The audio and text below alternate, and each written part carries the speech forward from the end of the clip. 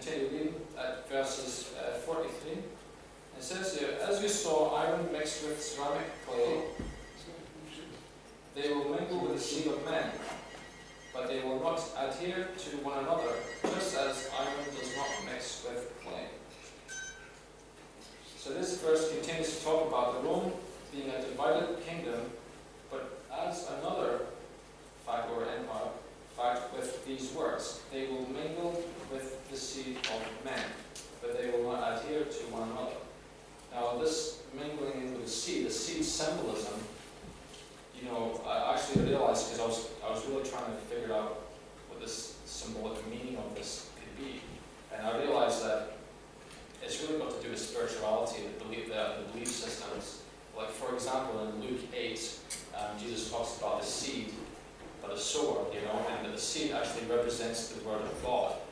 So, and then of course it talks in, so I'm seeing some spiritual, in the Israelite way of thinking, some spiritual aspects to this seed symbolism. And also when we find in Genesis 3, verses 15, this is a situation after Adam and Eve had sinned in the garden, because the serpent is now being blamed by Eve. And so God speaks to the serpent and he says, I will put enmity between you and the woman, and between your seed and her seed, so Satan's seed. He shall bruise your head, and you shall bruise his heel. So this eventually is talking about the future church eventually destroying Satan. So the seed of the serpent, I would see that as those that work for Satan's kingdom on this earth.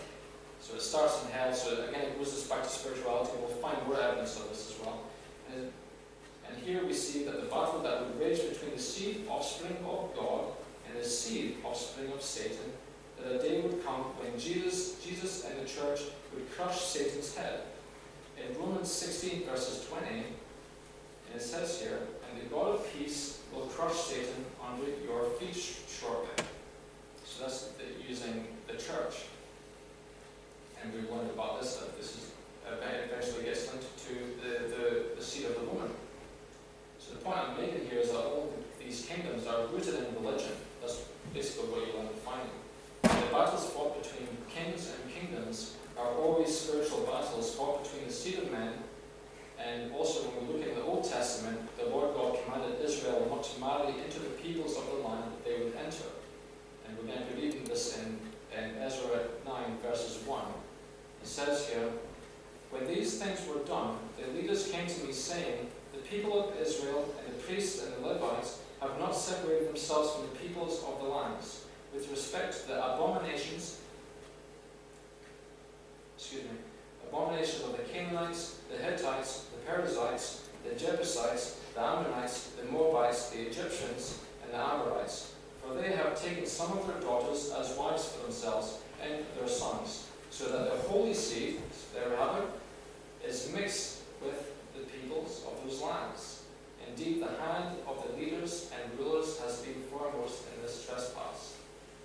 So again, we see here that the holy seed is mixed with the peoples of those lands.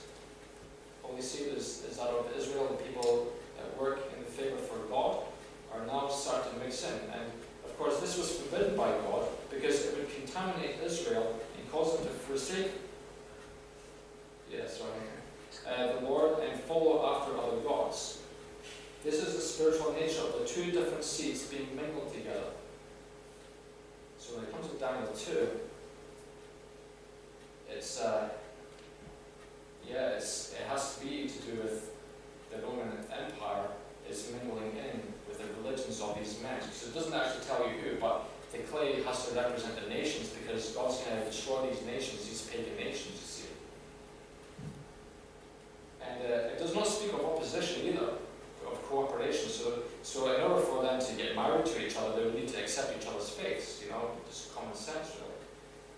It's like, for example, if you have a practicing Jew that's being taught to hate Jews and to kill Jews, there's no chance that you're going to have a Jew and a Muslim getting married to each other because there's too much opposition. The Muslim's never going to accept the Jewish faith. So, but in these situations with Ezra, was that they would have had to have accepted each other's pagan beliefs in order for them to mingle with each other and get married eventually as well. So this is meant that in Daniel 2, verses 43, when it tells us that the Romans will mingle with the seed of men, they will not adhere to one another, just as iron does not mix with clay. Yeah, this means that the Romans eventually would have to accept all the other faiths. Yeah. It's amazing that I can't believe how accurate this is, it's really shocking. So this is where Emperor Constantine comes in.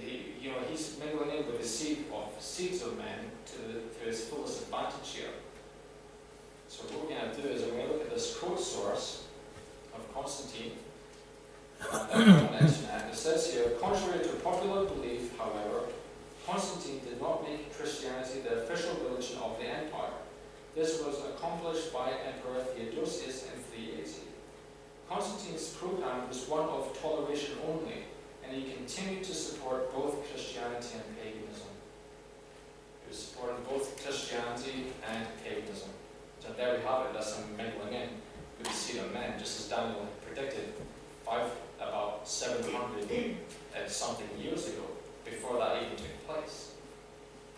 It's just, I couldn't believe what I was seeing. And because Constantine accepts all faiths, so too he is mingling in with them all. He is not in opposition with them. But then it says, even so, Daniel tells us in Daniel 2, verse 40, that this will not work. The verse reads, "But they shall not cleave one to another, even as iron is not mixed with clay." So this is to do with the pagan lands, not Christianity, but the pagan lands. Now this is where Theodosius comes in. The Emperor Theodosius, he started to suppress paganism, any pagan practices. As we just read here in this quote source here that I've got here, that he was basically stamping out any pagan practices and made Christianity, or their false form of Christianity, as the main religion. And now we're going to be getting into this form of false Christianity that was pretty much founded by Constantine. And this is from a documentary I found about the history of Constantine. It's called The Deception of Constantine. And it basically it proved that Constantine was not really converting himself to Christianity. There's no evidence of that. It actually proves that he was keeping his pagan religion alive. And the reason why this is because this arch, this 3-story arch that he erected,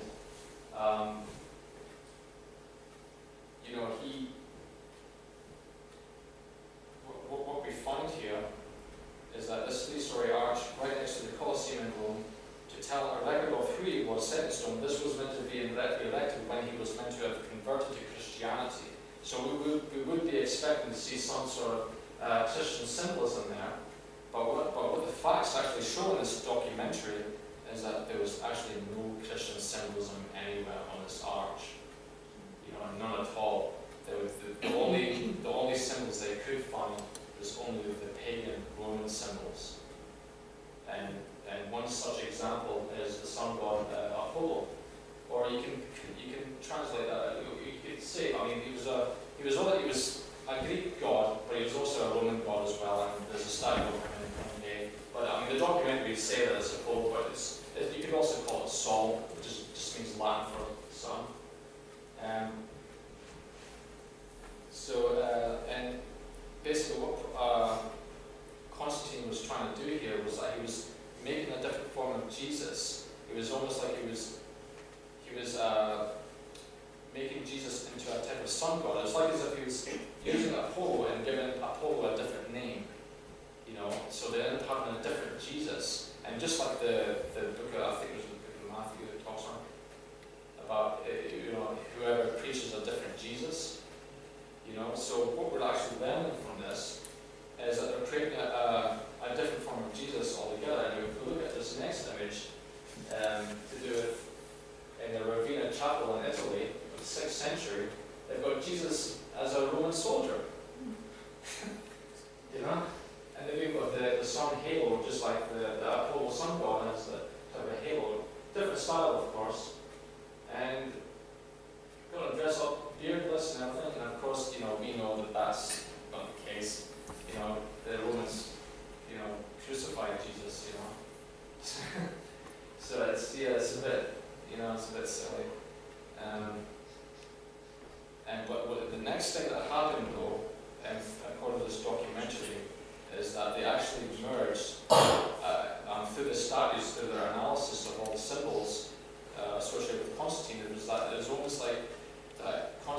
was actually merging himself the two, with the sun god Apollo and Jesus as a type of sun god, and merging himself into a form of the sun god of himself.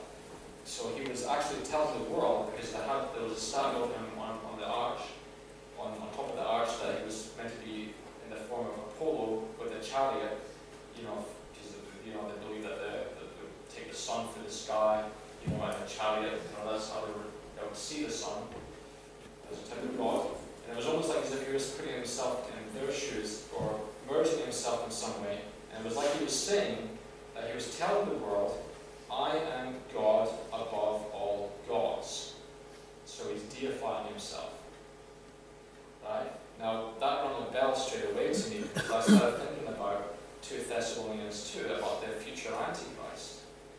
And it says here, in 2 Thessalonians 2, verse 3, it says here, we read, let no one deceive you by any means, for that day will not come unless the falling away comes first. So that's falling away from the faith. And the man of sin is revealed.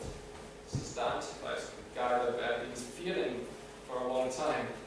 The son of perdition, or destruction, who opposes and exalts himself above all that is called God, or that is worshipped, so that he sits as God in the temple of God, showing himself that he is God.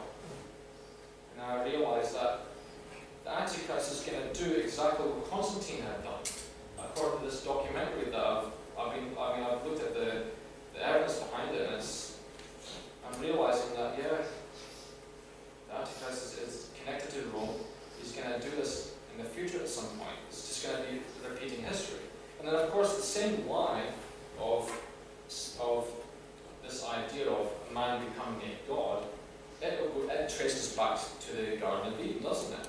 When Lucifer, the serpent, basically says to the woman, when he's trying to deceive her, to do with eating from the tree of knowledge, that ye shall be as gods, that you won't die, knowing good and evil. And then, of course, I realized that through my research, continually through research, when you look at like pharaohs or of Egypt or any of these ancient, these ancient pagan religions, is that you always find that these kings or pharaohs and etc.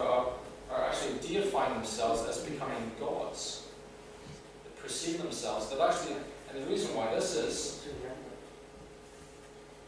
because Satan is seen as the god of this world. I can't remember what scripture that was in.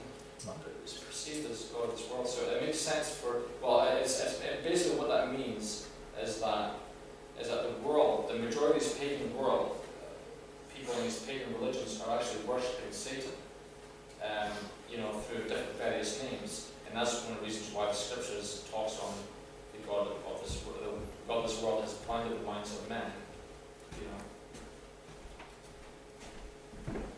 So it kind of made sense to me that of the same line is integrated in the minds of the majority of these men. There could be still cults that are maybe following these kind of beliefs as well.